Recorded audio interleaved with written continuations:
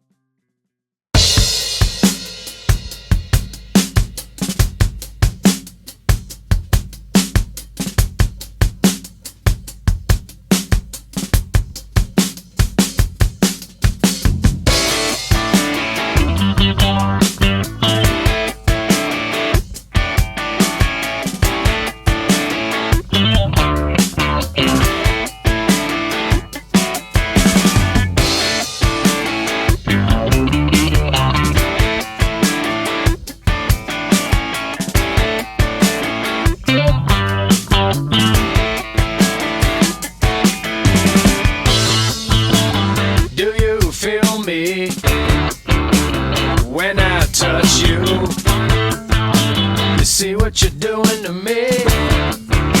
You see what you're making me do. Captain Love Star's the name, yeah. And I'm your rock and roll commander. And all the worlds I've flown over, it's your love that I'm after. Captain Love Star's the name, yeah. And I'm your rock and roll commander.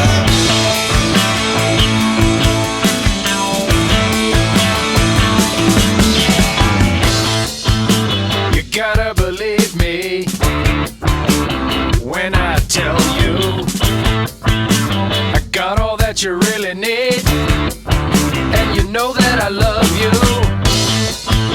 So step in my rocket, it's time we were leaving. We're gonna fly to the stars, yeah. Got to flow with this feeling.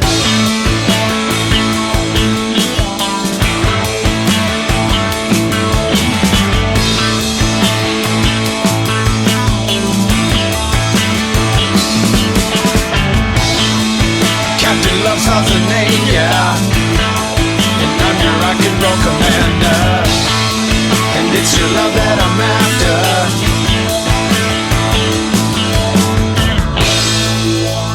Man, baby, you're the hottest thing I've ever seen on this planet. I need to take you with me up to the stars, to a world so beautiful. Commanding, Captain. Where sometimes you're up,